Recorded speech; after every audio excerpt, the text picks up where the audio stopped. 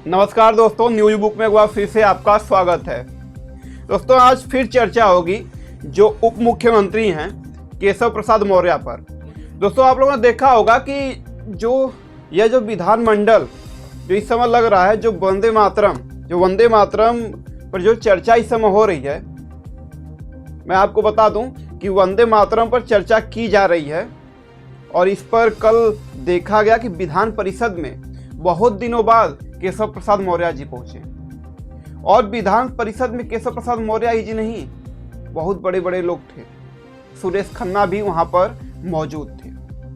आप लोग सुरेश खन्ना जी को तो जानते ही होंगे। और एक चीज सनसनी मचा दी है, जो प्रदेश अध्यक्ष से 2 दिन पहले पंकज चौधरी जी से जो 2 दिन पहले केशव प्रसाद मौर्य जी मिले हैं, उससे पूरी जो यूपी की राजनीति है हिल चुकी है।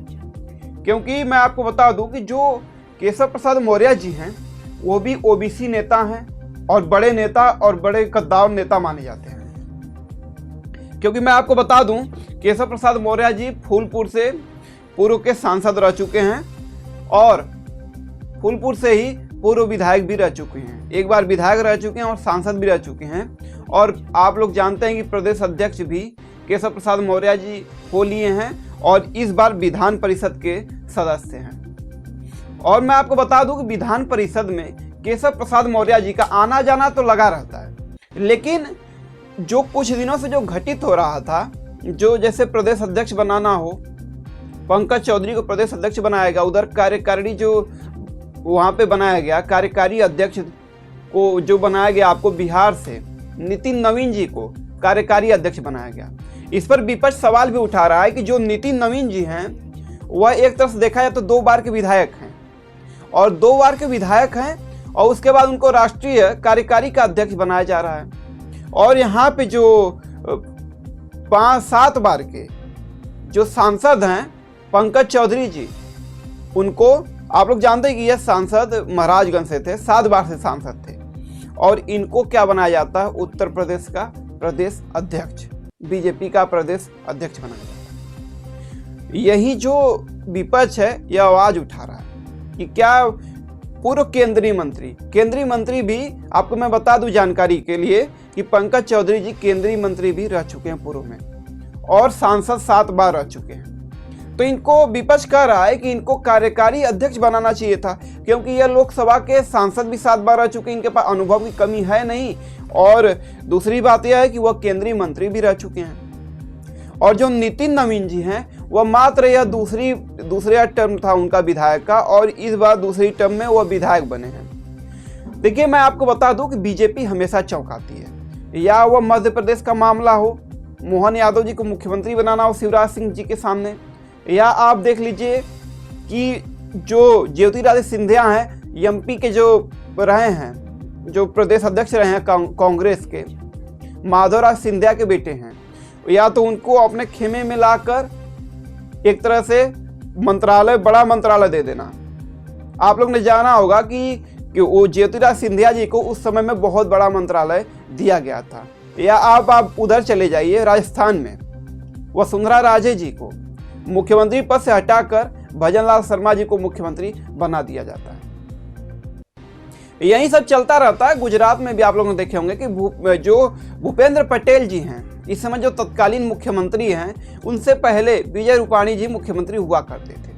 2 से 3 बार मुख्यमंत्री हुए, लेकिन उसके बाद उनको हटा दिया जाता है और तुरंत भूपेंद्र पटेल जी को मुख्यमंत्री बना दिया जाता है। और वैसे ही आप लोग हरियाणा में भी देखे होंगे, मनोहर लाल खट्टर जी को हटा कर दूसरे को मुख्यमंत्री के पद की जिम्मेदारी दे दी जाती है। और वैसे ही उत्तर प्रदेश में भूपेंद्र चौधरी को प्रदेश अध्यक्ष से हटाकर और इस समय आप लोग जानते हैं पंकज चौधरी जी को यह जिम्मेदारी दे दी जाती है। और पंकज चौधरी जी को यह जिम्मेदारी क्यों दी जाती है, मैं आपको बता देता हूं साफ शब्दों में।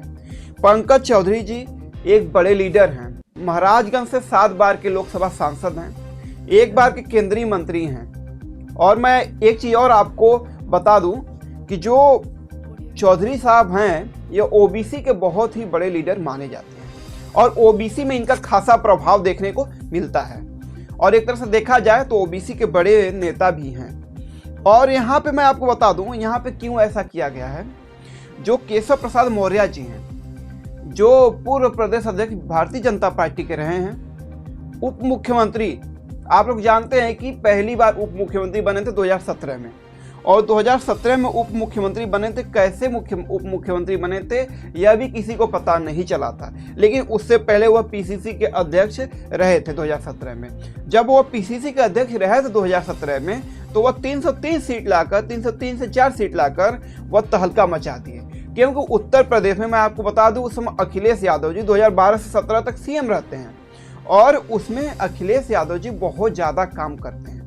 उस हिसाब से उस पर नारा लगता है, काम बोलता है। आप एक्सप्रेस वे की बात कर लीजिए, आप मेट्रो की बात कर लीजिए, आप डायल 100 की बात कर लीजिए, आप डायल 108 जो एम्बुलेंस थी उसकी बात कर लीजिए, आप महिलाओं की सुरक्षा के लिए आप बात कर लीजिए जो नंबर डायल किया गया था, जो पुलिस लाइन बनी थी, सबसे बड़ी पुलिस लाइन अभी तक, जिसमें मुख्यमंत्री जी जो योगी जी हैं इस समय उसी पुलिस लाइन में जाकर बैठते हैं लखनऊ में, वो अखिलेश यादव जी की देन है बनाया हुआ।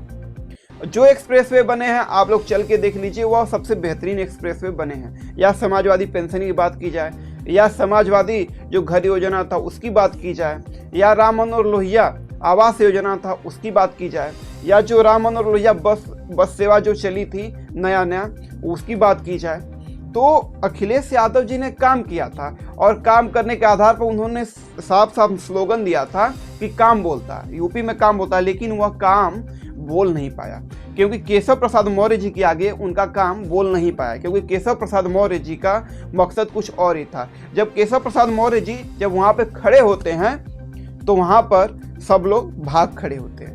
मैं एक तरह से मैं आपको बताऊं कि केशव प्रसाद मौर्य जी का एक तरह से ऑरा ऐसा चला कि अखिलेश जी का काम बोल ही नहीं पाया। और यहीं तक नहीं, 2022 तक अखिलेश जी का काम केशव प्रसाद मौर्य जी बोलने नहीं दिए।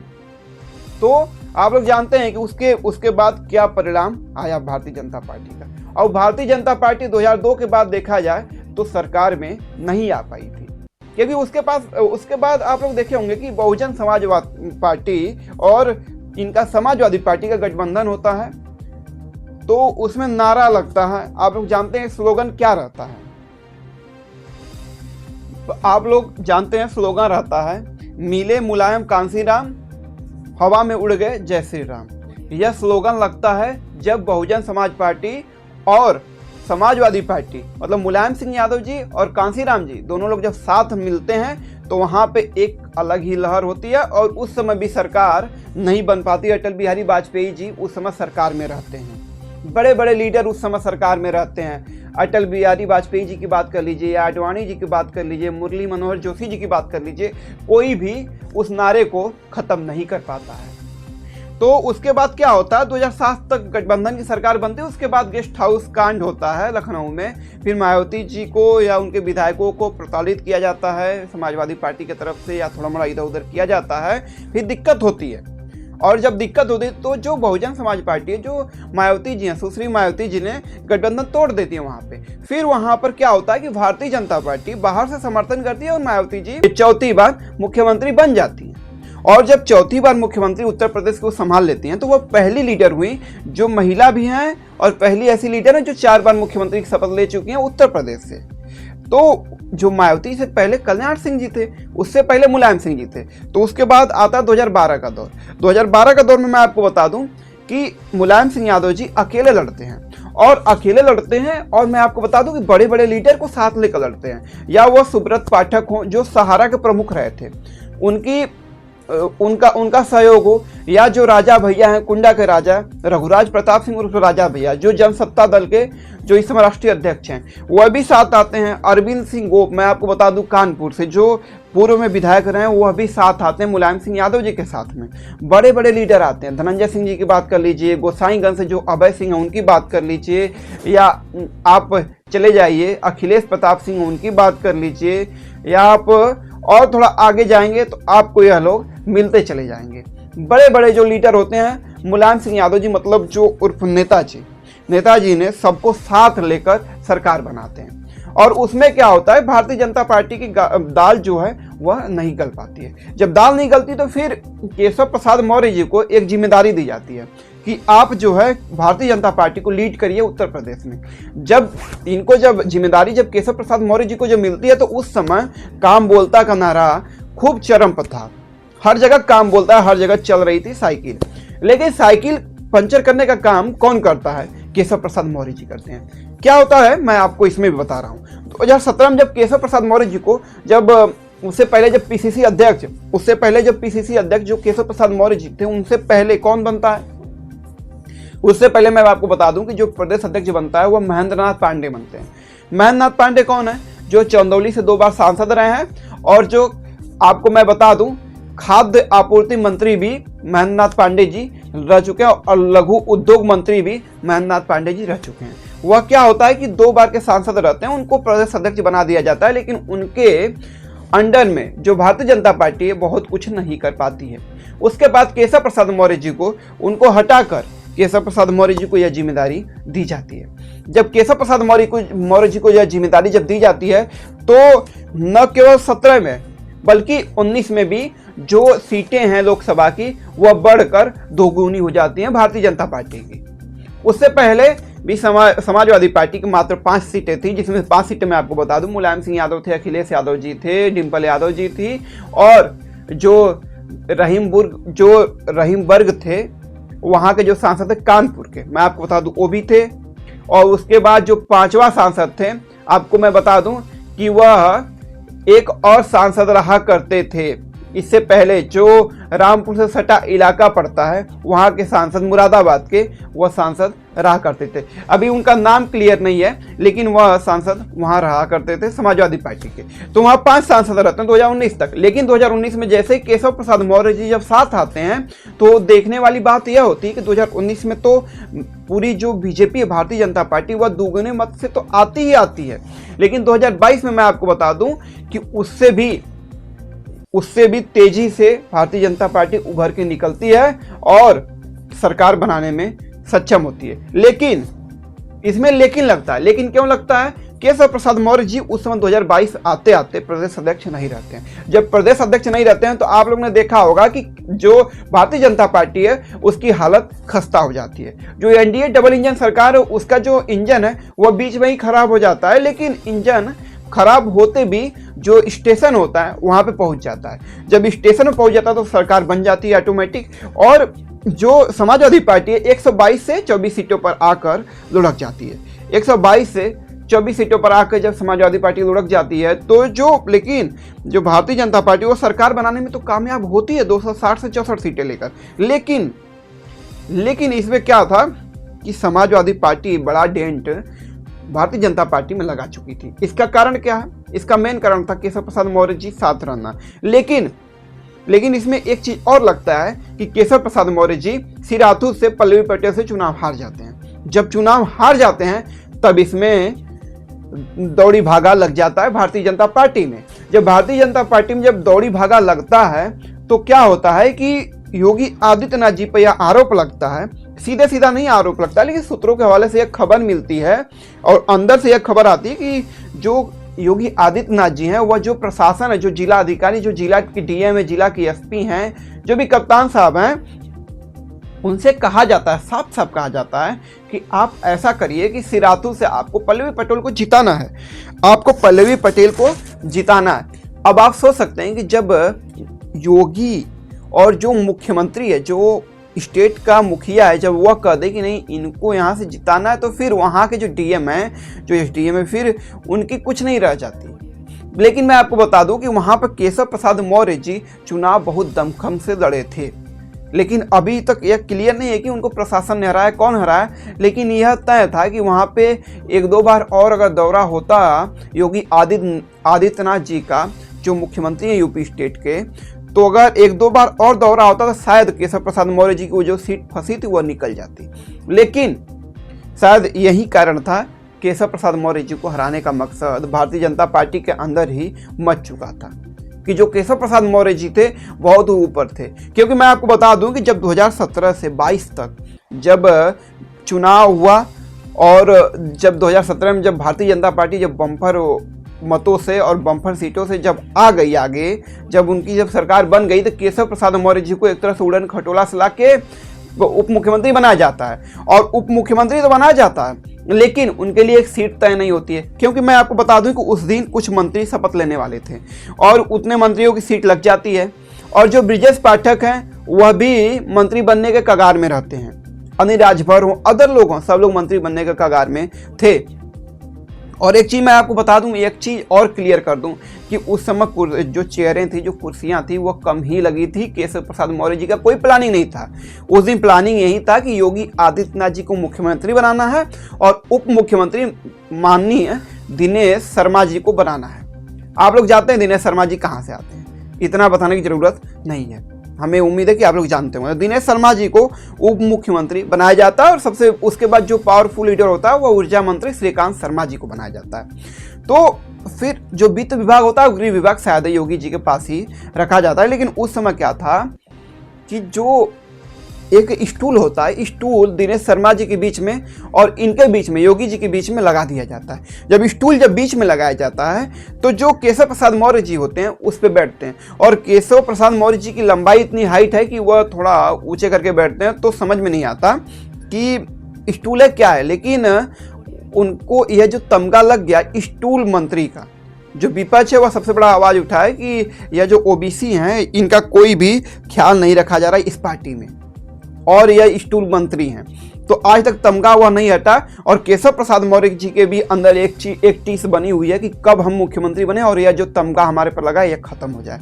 लेकिन शायद यह जिंदगी भर खत्म होने वाला नहीं है, या वह तमगा आप रख लीजिए योगी जी पर, बुलडोजर बाबा, या अखिलेश जी पर तमगा है टोटी चोर वाला, चाहे आप देख लीजिए राहुल गांधी जी पर पप्पू वाला जो तमगा है, आप देख लीजिए केशव प्रसाद मौर्य जी पर स्टूल मंत्री वाला तमगा है। यह सब तमगा जो लगा रहता है, जो मीडिया वाले लगाते हैं, वह सच हो या झूठ हो, लेकिन यह जो तमगा रहता है यह आदमी के ऊपर जब लगता है तो जिंदगी भर जब तक आदमी राजनीति करता है तब तक यह तमगा लगा ही रहता है। तो यह तमगा लग जाता है 2022 तक। 2022 के बाद चुनाव जब केशव प्रसाद मौर्य जी हार जाते हैं तब भी इनको शहरी विकास मंत्रालय, आपको पीडब्ल्यूडी विभाग छीन लिया जाता है केशव प्रसाद मौर्य जी से, क्योंकि 2017 में इनको पावरफुल माना जा रहा था। लेकिन 2022 में योगी जी को पावरफुल मान के इसमें पता यह भी है कि योगी जी ने ही उनका जो कार्यकाल, जो छोटा सा मंत्रालय था, जो बड़ा मंत्रालय था, छोटा मंत्रालय था, वो सब में थोड़ी मोड़ी काट छांट योगी जी कर देते हैं। जब योगी जी कर देते हैं तो फिर वहाँ से नाराजगी थोड़ी मोड़ी चालू हो जाती है, स्टार्ट हो जाती है। लेकिन केशव प्रसाद मौर्य जी नहीं बोलते हैं, क्योंकि जो वहाँ की जो सरकार है, जो कुछ भी है वह योगी जी के भी हाथ में है। गृह मंत्रालय हो, पीडब्ल्यू, मतलब जो भी है वह योगी जी ही सब कुछ देख रहे हैं, अगल बगल मंत्री उनके ही देख रहे हैं।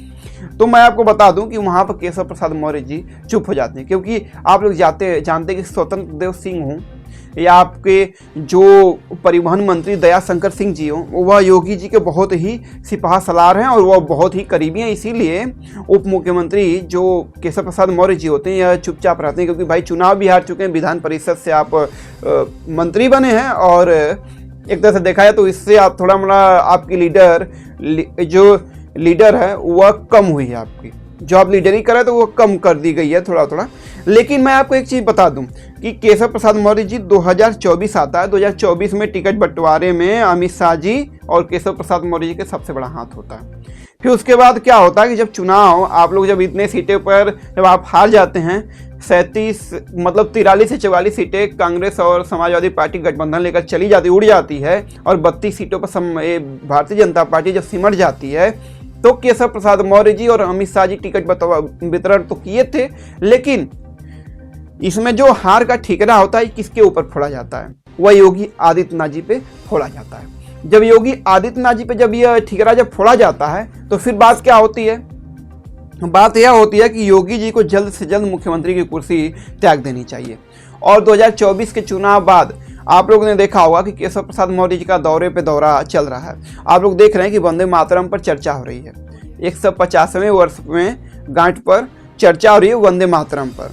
आप लोग वंदे है तो पूरे देश में चर्चा हो रही है, पूरे जो सदन हैं, जितने सदन चल रहे हैं, सब में सदनों में, वो बिहार विधानसभा हो, उत्तर प्रदेश विधानसभा हो, कोई भी सभी सदन में वंदे मातरम की चर्चा हो रही है। और वंदे मातरम में आप लोगों ने देखा होगा कि कल एक दिन पहले की बात है कि केशव प्रसाद मौर्य जी पहुंच जाते हैं विधान परिषद, क्योंकि विधानसभा में ही बैठते हैं भाई, उप मुख्यमंत्री उनका भाई मंत्रालय है, तो कोई भी विपक्ष का अगर आदमी सवाल पूछेगा, कोई भी विधायक अगर सवाल पूछेगा विपक्ष का, तो इनको सीधे जवाब देना पड़ेगा।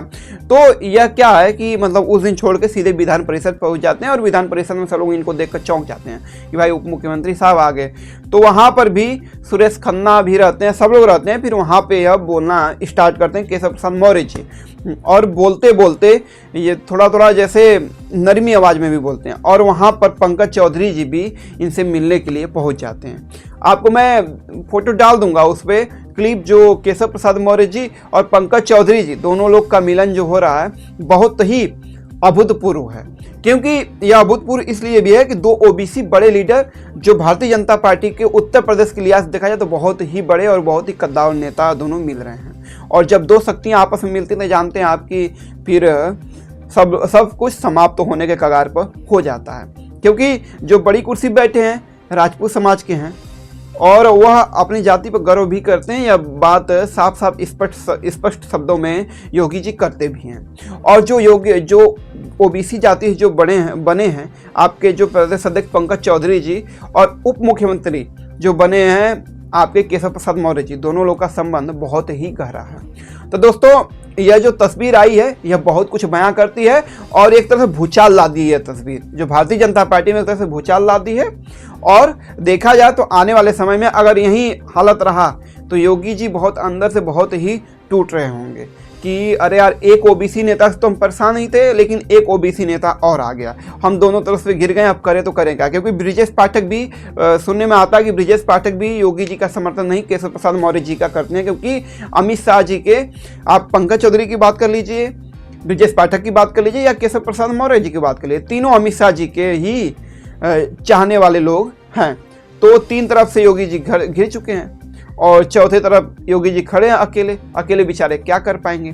तो देखने वाली बात यह होगी कि क्या आने वाले समय में यह दोनों जोड़ी कोई कमाल कर पाती है। क्योंकि 2027 वाला चुनाव बहुत ज़्यादा दूर नहीं रह गया है, और 2027 में आपको बता दूं कि समाजवादी पार्टी भी बहुत ही दमखम से अपने चुनाव लड़ेगी।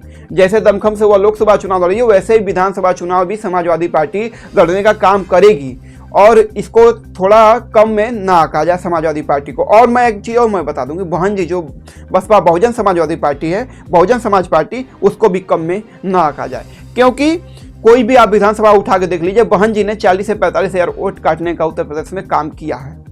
वह या तो समाजवादी पार्टी को डेंट कर रही हैं, या भारतीय जनता पार्टी को तो कम डेंट करेंगी, लेकिन समाजवादी पार्टी को सबसे अधिक डेंट करेंगी।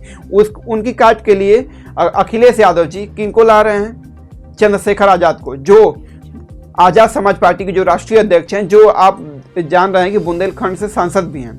एक तरह से देखा बुंदेलखंड से सांसद भी हैं और आजाद समाज पार्टी के राष्ट्रीय अध्यक्ष भी हैं। तो मायावती जी की काट के लिए अखिलेश यादव जी ने चंद्रशेखर जी को तैयार होने के लिए कहा है। अब देखिए आगे क्या होता है, और इसमें कांटे की टक्कर जबरदस्त होगी। 2027 में मैं आपको क्लियरेंस कट मैं आपको बता दे रहा हूं, और इसमें केशव प्रसाद मौर्य जी का बहुत बड़ा हाथ होगा, और आने वाले समय में केशव प्रसाद मौर्य जी को बड़ी कुर्सी मिल भी सकती है।